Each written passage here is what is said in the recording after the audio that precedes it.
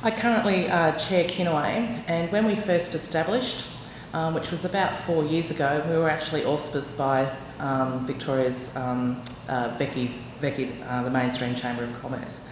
And we had staff employed, and we actually did a lot of work in actually getting Aboriginal business owners to come on board as members. So that's how we know we've got about 400 Aboriginal people that are owning and operating their business here in Victoria, which I think is a massive achievement in itself. And some of these businesses have been going for 2 or 3 generations, so it's important to actually acknowledge that. And with saying that, we decided that at one of our regional forums, where we had nearly half of our members actually there, actually say, well, Kinaway should be, an owned and fully owned and operated Aboriginal chamber.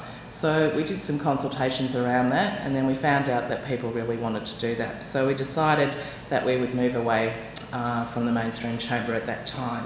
When we were talking to Aboriginal people in business becoming members of Kinaway, we actually have an issue where some Aboriginal business owners don't want to actually highlight that they're Aboriginal people in business, that they're just going on their everyday journey to operate their businesses, but they don't want to be tagged in the Aboriginal sense.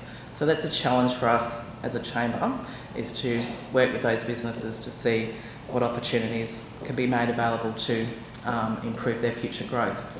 But in saying that, one example I can give you is that when we did run some regional workshops 2 years ago, in one country town, we actually had an Aboriginal mechanics business who'd been operating for 30 years and who attended the regional forum, and the local paper decided to do a story on that. So when they put it in the local paper, a week later, the owner of the business rings me up and says, "You're not going to believe this, but because we're in the paper, I've lost half of my clients just because they know I'm Aboriginal." So we can't be members of the Chamber of Commerce, and of course that business has had to do a lot of work to bring those regular clients back. So they're the things that we've got to think about. Another issue that came to us was about an individual who owns his own catering business, very well-known person, high profile, worldwide, and he talked to us about the difficulties of tendering for catering projects with hotels, and he tendered for one classy hotel, and they actually said to him, "We'll give you the contract if you reduce your costs by half." And he said, "Why would I do that?"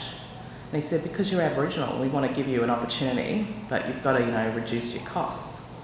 And I have to admit, I get the same thing. I get people that say to me, "Well, Karen, can you charge half?" And I said, "Well, would you, say that to a non-Aboriginal person doing the same thing?" "Oh, no. Oh, but I just want to give you an opportunity, but I don't want to pay you the full costs that you're worth." So these are some of the challenges that we actually face as Aboriginal business owners.